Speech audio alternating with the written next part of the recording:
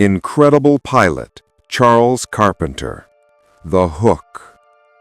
The year is 1944. The blood-soaked fields of France are a graveyard for dreams and men. Yet amidst the roar of Patton's armored might, a single, unassuming aircraft, little more than a fabric-covered observation bubble, is about to earn a legend that defied all sense and military doctrine. Its pilot was not some spit-and-polish ace in a P-51 Mustang, but a high school history teacher from Kansas named Charles Carpenter. His plane, a fragile, unarmed L-4 Grasshopper liaison craft, had been stripped of its passenger seat, reinforced with plywood, and bristling with 6 monstrous anti-tank rocket launchers, 3 on each wing strut. The Germans called the L-4 the Maypole, a slow, loud, easy kill. They called its pilot a madman. History would call him Bazooka Charlie. This is the true story of how a mild-mannered man flying a glorified kite challenged the might of the Wehrmacht and turned a tiny observation plane into the most improbable tank killer of World War II. Part 1. The Making of an Anomaly. Chapter 1. The Teacher's War. Charles Carpenter did not dream of dogfights. His preferred battlefield was the classroom, his weapon a piece of chalk, and his enemy, student apathy. In the peaceful years before the war, he was Mr. Carpenter, a respected history teacher and track coach at his high school. He had a wife, a comfortable life, and an appreciation for the long view of civilization, things utterly incompatible with the brutal chaos exploding across Europe. Yet when Pearl Harbor struck, the call to duty for men of his generation, even those nearing middle age, was absolute. At 32, Carpenter was older than the average recruit, but he possessed an inner steel and a keen understanding of tactics, honed by years of studying military history from Caesar's legions to Napoleon's Grande Armée. He volunteered for the Army Air Corps, not as a fighter pilot, his eyesight and age disqualified him, but for a role that was, in its own way, equally critical and terrifying, a liaison pilot. The liaison role was one of quiet, often fatal heroism. L-4 Grasshoppers, essentially militarized Piper Cubs, were the eyes of the artillery. They flew low, slow, and directly over enemy positions, spotting targets, adjusting coordinates, and relaying critical intelligence. They were unarmed, unarmored, and depended entirely on the element of surprise and the pilot's audacity to survive. Training was rigorous, focusing less on aerial acrobatics and more on short-field landings, precise navigation, and the terrifying calm required to loiter over a concentrated German artillery battery. Carpenter took to the cockpit with a natural grace that surprised his instructors. He wasn't flashy, but he was meticulously precise and unnervingly calm under pressure. He absorbed the manual like a history textbook, understanding that survival was a matter of mathematics and historical precedent. A rapid change in altitude, an unexpected banking turn, and a sudden dive, these were the maneuvers that had saved ancient skirmishers and would save him. When he finally shipped out to Europe in the summer of 1944, he was assigned to the 4th Armored Division, part of General George S. Patton Jr.'s newly minted 3rd Army. His unit was attached to the Intelligence and Recon Section, an outpost of quiet preparation before the storm. He knew, with the historical certainty he taught, that the incoming invasion of France would be unlike anything the world had ever seen.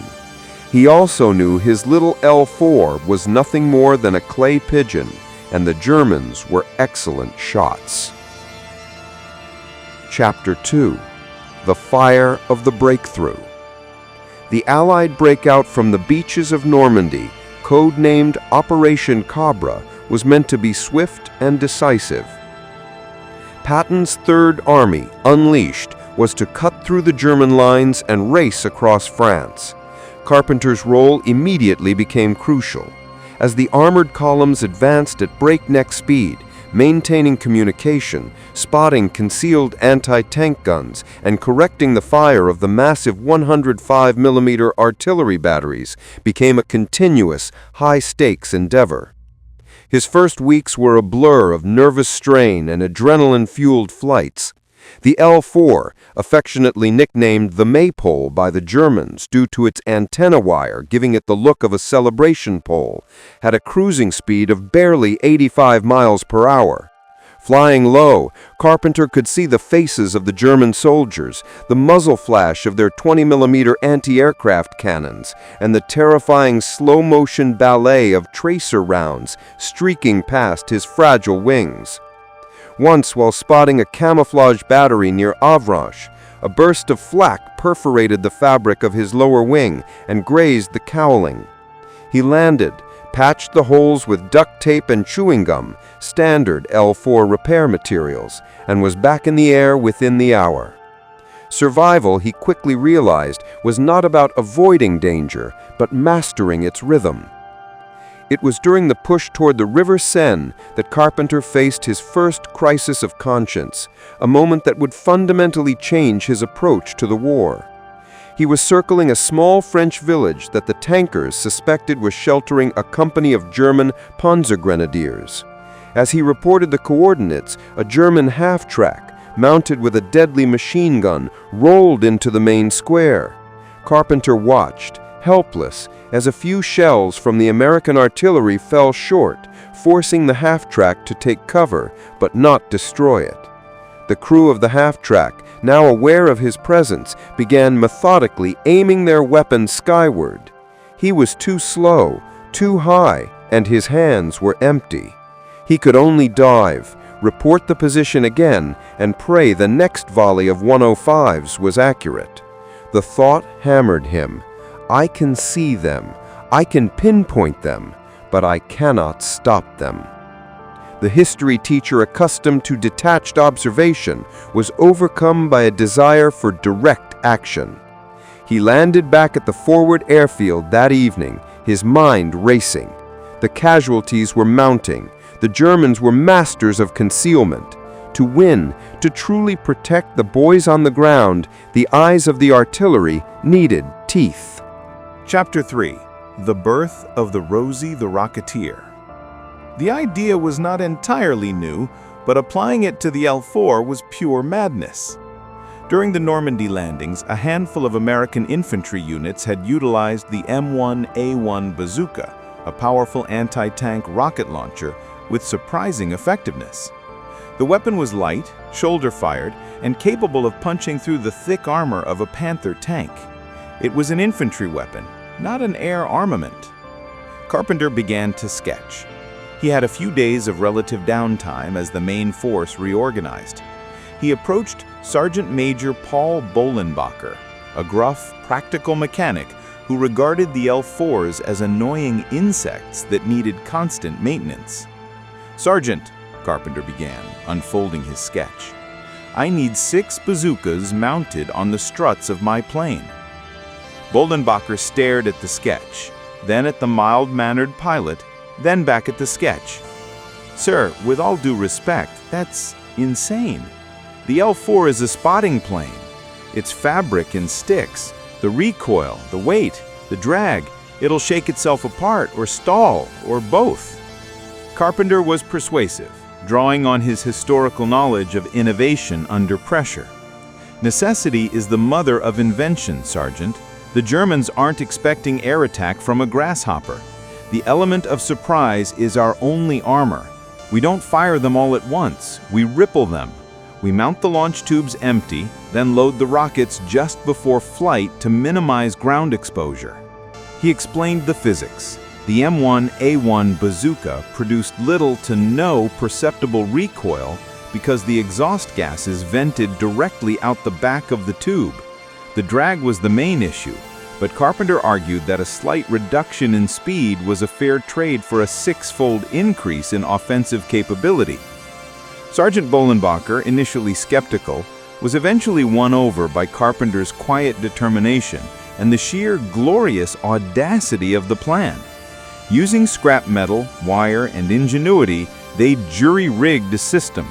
They sourced 6 M1A1 launchers and, using a combination of heavy-duty clamps and steel strapping, secured them parallel to the wing struts. To fire them, they cannibalized the aircraft's radio control system, rigging an electric firing solenoid for each rocket wired to a small control box in the cockpit. The switch was a simple row of 6 toggle switches, each labeled 1 through 6. The weight increase was significant. Carpenter had to strip the plane bare. Everything non-essential went: the passenger seat, the parachute flares, extra maps, and even some of the heavier instruments. They kept only the radio, the fuel, and the history teacher. He christened the plane with a name that reflected his determination and the weapon he carried: Rosie the Rocketeer. Chapter 4. The Test Flight and the Skeptics. The first test flight of Rosie the Rocketeer was not officially sanctioned. It was conducted in a remote corner of the airfield, just north of the recently secured town of Chartres. Carpenter taxied the plane slowly. The weight of the 6 metal tubes on the struts was palpable, making the turns sluggish. He advanced the throttle for takeoff. The L-4, normally light and spry, felt heavy, struggling to achieve lift. He used every inch of the rough runway, finally pulling the yoke back and climbing into the sky at a perilously slow rate. The drag was fierce. The plane flew like a stone with wings, the added wind resistance dropping his top speed by nearly 10 knots. But it flew. He flew to the designated drop zone, a few abandoned farm vehicles in a distant field. The moment of truth. He nosed the L-4 into a shallow dive, lining up the first target. His heart hammered, not from fear of the Germans, but fear of his own contraption. He flipped switch number 1. A tremendous whooshing roar, followed by a thick plume of white smoke, erupted from the right wing. The plane shuddered violently, but the bazooka's backblast vented harmlessly behind the strut. The rocket, a 2.36-inch high-explosive anti-tank round, streaked toward the ground and detonated with a satisfying whoomph near the target. He fired the remaining 5 rockets in quick succession, staggering them left and right to minimize the disturbance to the plane's balance. The noise was deafening, the vibrations intense, and the cockpit quickly filled with the acrid smell of burnt propellant. But the plane held. He had successfully turned a flimsy fabric glider into a rudimentary 6-shot attack helicopter. When he landed, Bolenbacher and a small gathering of curious enlisted men rushed the plane. The sergeant major ran his hands over the struts, the mounts, and the control surfaces. "She held, sir," he whispered in awe in his voice. "She actually held." The story of the modified L-4 quickly spread through the 4th Armored. The High Command, including Patton himself, was not amused. The modification was a flagrant violation of safety protocols and established doctrine. They ordered the immediate removal of the launchers. Carpenter stood his ground. He respectfully pointed to the mounting losses from concealed German anti-tank weaponry. He argued that the cost of an L-4 was negligible compared to a Sherman tank, and the psychological impact of a low, slow, rocket-firing maypole would be invaluable. He was temporarily grounded, but fate and General Patton's need for unconventional victories intervened. The Third Army was pushing hard, moving faster than its supply lines, and German resistance was stiffening, marked by devastating ambushes that targeted the lead tank formations. The Panzer threat was real. A small allowance was made. Carpenter could keep the rockets, unofficially, provided he used them with extreme discretion and, above all, was effective. If he failed or crashed, the court-martial would be swift. Carpenter accepted the terms. The history teacher was now cleared for action, but he knew that one-upping the Army hierarchy was easy. One-upping the Wehrmacht was the real test. Chapter 5. The Tank Killer of the Moselle. The crucial confrontation came in September 1944 during the bitter fighting to cross the Moselle River and break into the German Siegfried Line. Patton's forces were stalled, facing heavy fire from well-dug-in German infantry and, most critically, a formation of formidable German Mark IV tanks. Carpenter was flying a routine reconnaissance mission near the town of Dornat, reporting a concentration of German armor. The sky was overcast, visibility was low, and he was flying so close to the treetops that he could smell the damp earth. He spotted them. 4 Panzer IV tanks, well camouflaged, positioned to ambush the advancing American column. The artillery was too far back, and the radio delay would mean the tanks would have time to inflict heavy damage before the shells arrived. This was the moment. Carpenter flipped the safety catch on his crude firing panel. He flew a wide circuit, circling the tanks as if he were just another annoying observation plane. The Germans, accustomed to ignoring the L-4s unless they lingered, did not open fire immediately. Carpenter calculated his approach, a steep, banking dive, firing the rockets in pairs, 2, then the final 2, aiming for the thin top armor of the tanks. He plunged Rosie the Rocketeer into the attack. The plane screamed down toward the first tank. At an altitude of perhaps 100 feet, he flipped switches 1 and 2. Whoosh, whoosh. The rocket streaked out. The first one missed, striking the ground short. The second slammed into the engine compartment of the leading Panzer IV. A bright flash followed by a plume of oily black smoke. The tank shuddered and stopped, its engine dead. The German soldiers scattered. The remaining 3 tanks' crews finally realized they were under attack by a fabric-covered observation plane. They began to traverse their turret guns. Carpenter pulled up hard, the G-forces pressing him into his seat.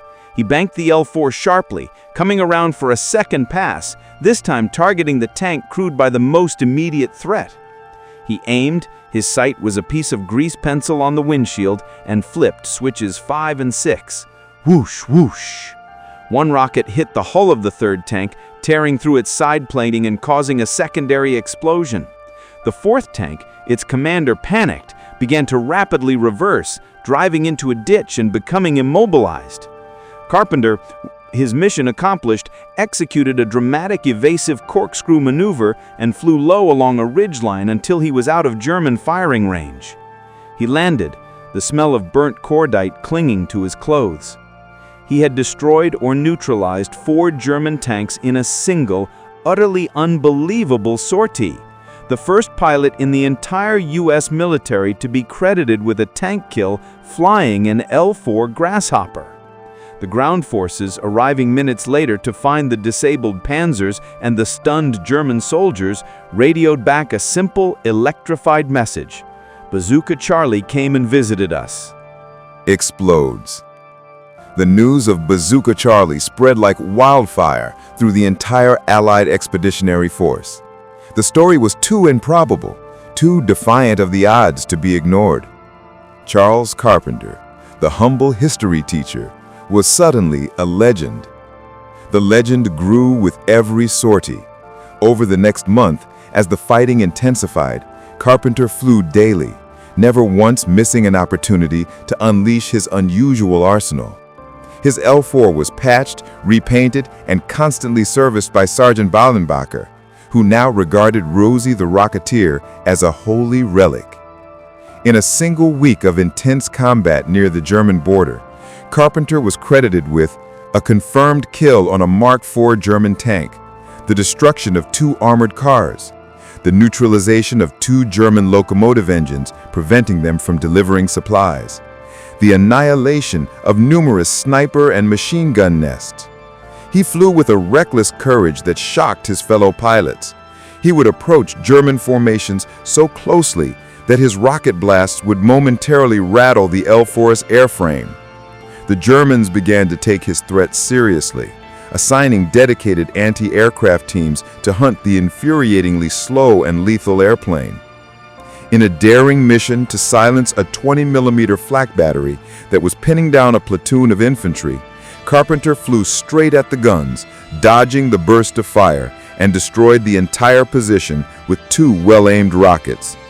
He returned to the base with 22 holes in his fuselage, the fabric wings looking like Swiss cheese. His official kill tally continued to climb. The final corroborated count of his rocket attacks stood at 6 German tanks destroyed or neutralized, 4 armored cars destroyed. Numerous troop concentrations, gun emplacements, and strategic enemy targets hit. The U.S. military finally had to acknowledge the unprecedented success. They stopped ordering the removal of the bazooka mounts. Instead, they began quietly studying the feasibility of adding similar light armaments to other liaison aircraft. The Bazooka Charlie phenomenon had forced a tactical reconsideration of the L-4's role. Carpenter, for his part, remained the quiet history teacher. When asked why he risked his life in such a flimsy plane, he would offer a simple, pragmatic answer.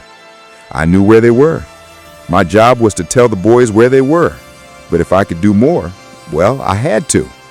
I was just giving them a good history lesson, really, the kind where the good guys win." For his extraordinary heroism, Charles Carpenter was awarded the Silver Star, the Air Medal with 5 oak leaf clusters, and the French Croix de Guerre with palm. He survived the war, flying Rosie the Rocketeer until the surrender of Germany. The plane, now a famous veteran, was retired, a testament to an impossible feat of engineering and courage. Charles Carpenter went home to Kansas, back to his wife and his classroom. He returned to teaching history, adding a new, highly personal chapter to the curriculum. A chapter not about grand armies, but about a small, cloth-covered plane, 6 rockets, and the incredible will of one man to protect his students on the ground.